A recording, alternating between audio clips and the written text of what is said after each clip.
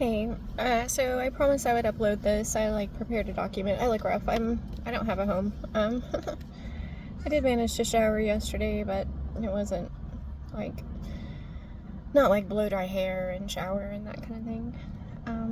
Anyway, so I worked really hard on creating this document, and it's just basically a moment by moment timeline of things in my life, and some of it I haven't gone into enough, and I speak of a little bit more objectively, because that's the way that I am comfortable and feel safe writing about it. Anyways, I'm just going to read it, and I'm going to try to not go into things too much. It's hard, if you're talking about a lot of really emotional things and trauma, to give an orderly and cohesive account while you're snot ugly face crying.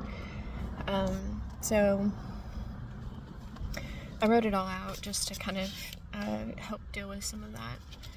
I also wrote a prayer on the top of it. It says, "Lord, this was hard for me to write. It feels like a lot of words, but it doesn't really show the trauma and fear and terror of my existing.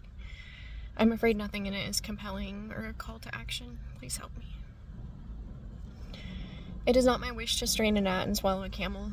Though individual people were involved in what happened to me, my greatest fear is that the wrong people will suffer for the harm someone else caused. And in fact, that was systematically caused and often required of people." And I'm going to just kind of go off on a bit of a tangent here and just say that I am afraid that my speaking out about what has happened to me will put people who are children at risk. And if you hear my whole story, you'll understand why.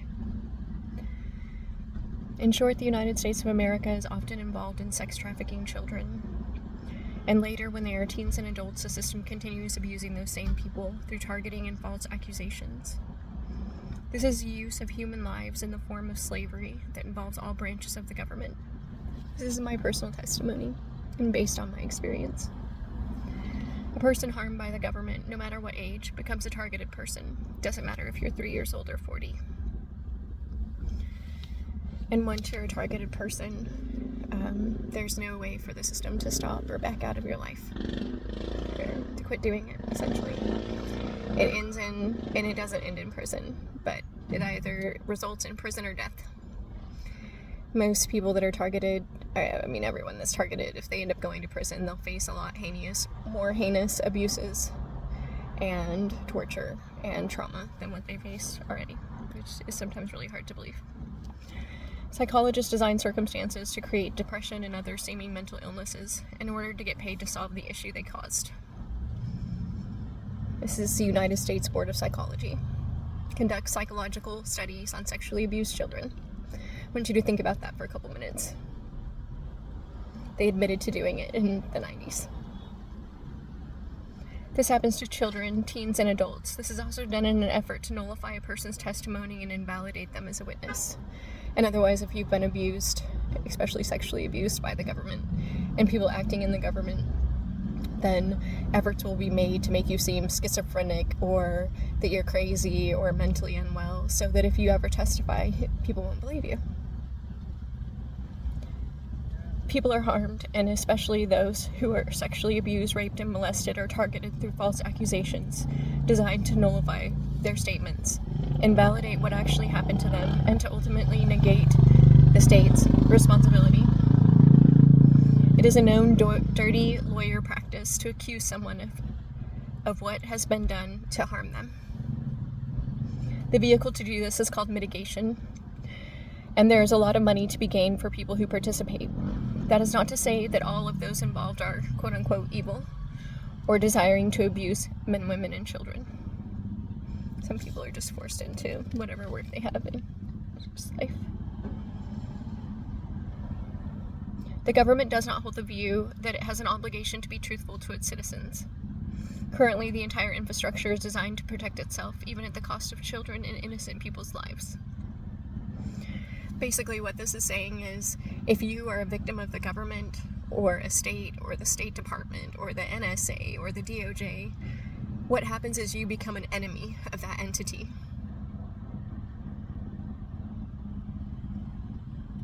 If you are a victim, of the government, you become an enemy of that entity. You go and sue the state of Texas. Now the state of Texas is against you. It doesn't matter if they actually did something wrong to you. That's how it works.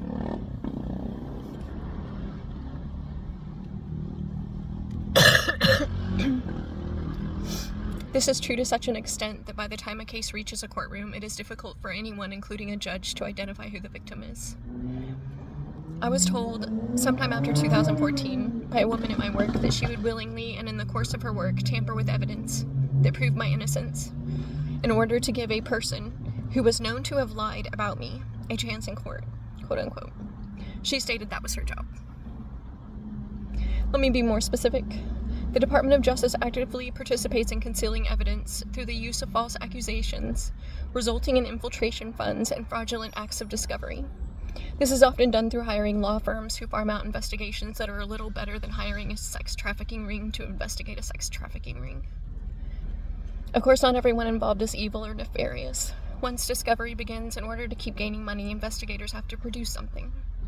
If they do not produce something, the case gets passed along to someone else who will. And so does the money, and the person who is being trafficked is effectually sold, just like a slave.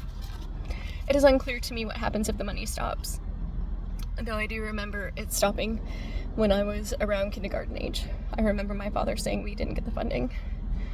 Unfortunately, I don't remember if the attempts to kill me were right after that. Sorry, I just saw a man walk by.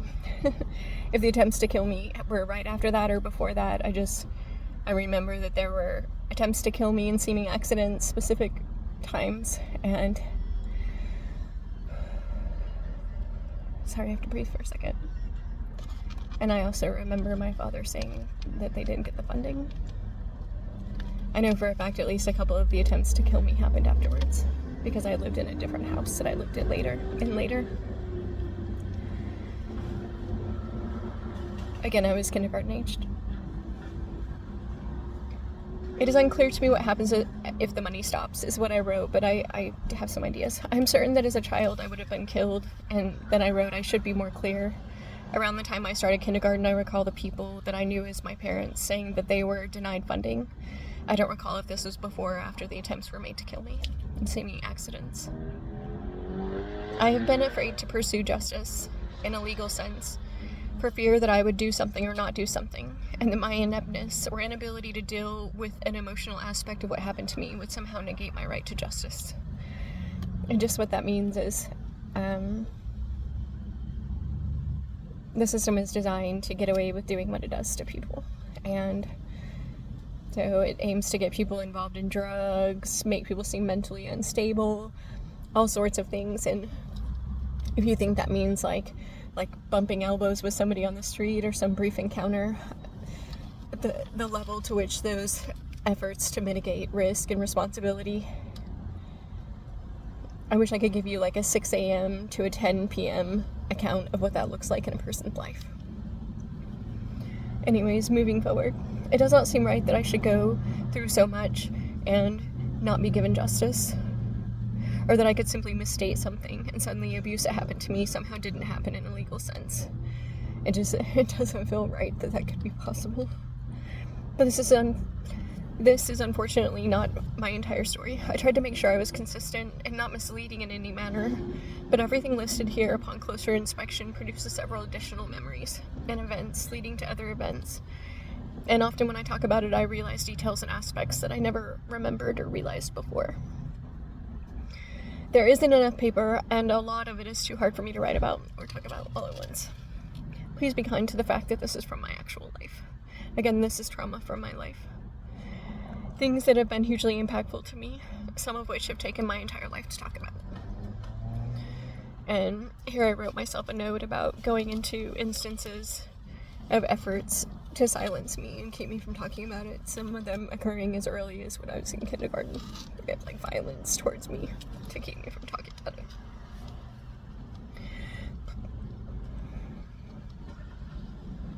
Please be kind if I misstate something. I am not a lawyer. That is not my intention. The brain, including mine, categorizes things in seeming random ways, and memories are the same. No one's mind always works like a core timeline. Important information.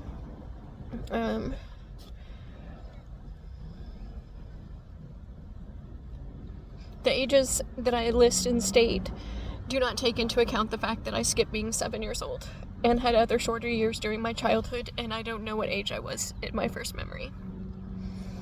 The age listed is the age I told I was. I was told I was. I know this is hard to understand, but I desire to be truthful even if it means you do not believe me. My parents were in fact many different people, and so were most of the people involved in my life at any given time. Key elements of my case. I was placed in my father's care with the instructions for him to kill me. I state this based on the number of times both of my parents tried to kill me in seeming accidents. This is and has been true about nearly every person ever involved in my life. That sentence doesn't make sense. I need to write that.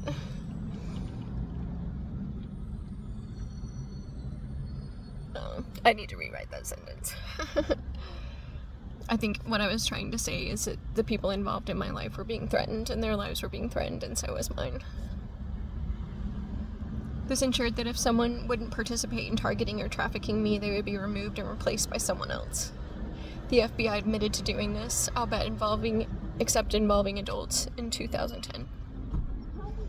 In December of 2023, I remembered for the first time my father sexually abusing me directly when I was approximately 3 or 4 years old.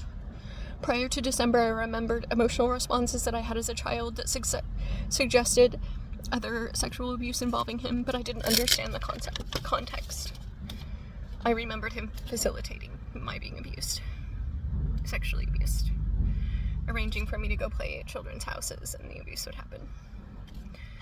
Sexual abuse, and my mother as well. Sexual abuses that happened when I was 5 years old and up were orchestrated by him, and at times my mother as well, but did not involve his directly touching me.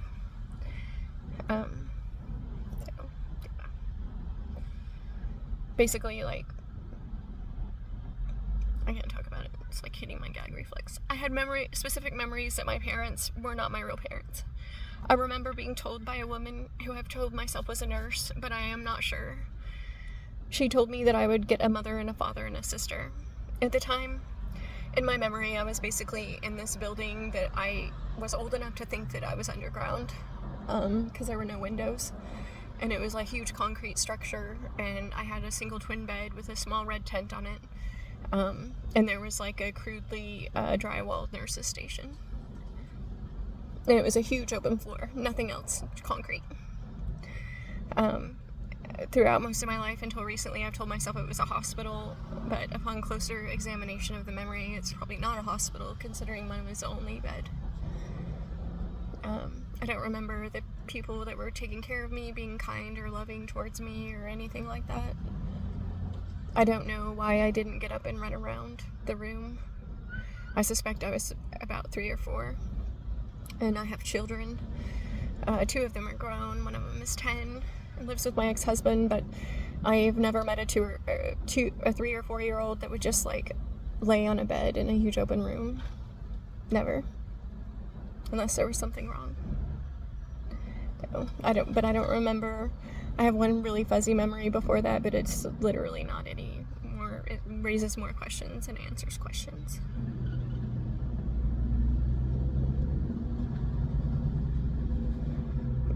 Anyway, so when I was there, a lady came and told me I would get a mother and a father and a sister, and later I met my father, and I left with my father, and I think it was shortly after that the sexual abuse happened, and I don't remember meeting my mother or my sister. I just have memories with them in it later.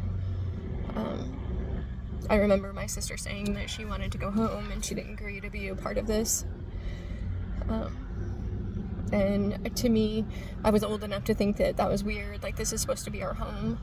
What do you mean you didn't agree to be a part of this? Of course I had a million questions from that, but I spent most of my childhood being pretty much terrified. The first house I really remember living in, I was instructed not to speak in that house. My father said the walls have ears, you're not to speak in this house. And I was young enough that I really examined the walls to see if they had ears or if they were made of paper. But there's so much of my life has been things like that were just really scary just a lot of scary things all the time.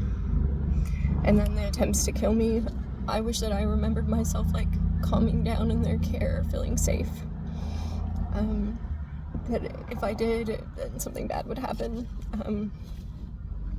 Oh. Okay. Deep breaths. I remember my father telling my mother that I couldn't be adopted because that was a red flag, and they didn't want to make that mistake again. Which insinuates that they had other children before me that weren't around. My parents maintained publicly that they were my biological parents until I was 12 years old. Which was hard for me because I had memories. I knew they weren't my biological parents. But often in my childhood, if all the adults agreed to say something, it didn't matter if it was true or not. Like, I just had to go with it. Like, it was almost like I could just, like, be dead. I just go with it because it doesn't matter if it's the truth or not. If they all say it's true, it might as well be true.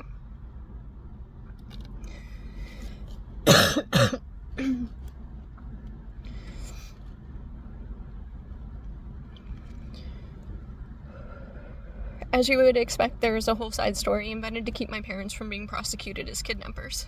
They were not kidnappers, but the likelihood that they would be permitted to tell the truth is faint. Please keep in mind that they were, in fact, again, many people. My sister, I think I already went into this about her crying and saying she wanted to go home and didn't agree to be a part of this.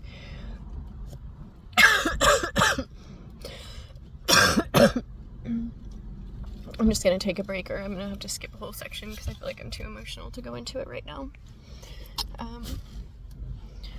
But anyways, just yeah. So today I woke up in my car. I would show it to you, but it's such a mess. It looks like a mess. Like, before I lay down in it, I think it looks more cozy. But I'm just kind of having a bit of a tough time. I feel emotional right now too. I managed to get some things done, and I don't remember what I was doing. I think I was like trying to organize the car or something, and just like something made me start crying. Just I recently like recorded this video when I'm like in a good emotional state, just of me telling myself like, you're beautiful, you're amazing, you're loved by God, you're a treasure. And so like whenever I'm having like if you're watching this right now, it means you're having a tough time. And so it's just like a 1.5-minute video, but like I watch it if I'm having a tough time, and it's really refreshing because it's like me in a moment when I'm feeling better. It's like telling myself that I'm okay. And so that's like really comforting. I hate that I cry so much. I wish I didn't cry so much.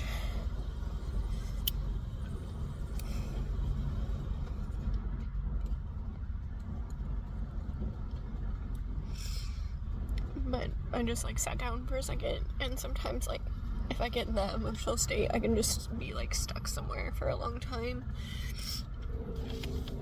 Or I like sit down, I'm feeling intense emotions, and then I'm like going through like this PTSD process, and then I like can't like get myself to move or like get up from where I am, and like I just like think myself into like some like the waltz, like think myself into some weird corner, and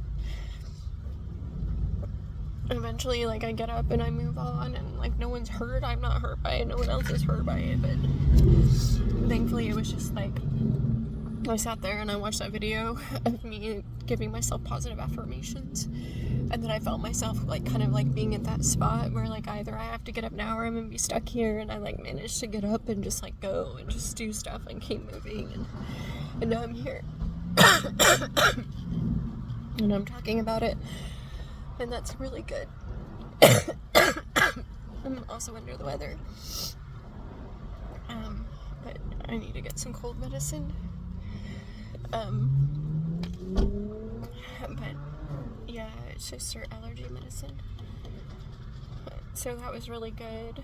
exercise that I was able just to like pick back up by the grace of God, like watch that video and then just like get up and move like quickly and not be like stuck there. It is one of the good things about being homeless, is it's really hard to be stuck anywhere for a long time. like if I sat somewhere for like 3 hours, like somebody would come along and be like, woman, you have to move or something. So I guess that's a good thing about it, is like, yeah. But anyways, I hope that you have a good weekend. And sorry, I was like reading while I was talking. I hope that you have a good weekend or week. And I just encourage you to have encouragement. Like, make yourself a video when you're feeling emotionally happy. Like, something that encourages you. Like, telling yourself that you're wonderful and that you're beautiful and that you're worthy of being loved and that you're not abandoned. You're not an orphan. You're a child of God.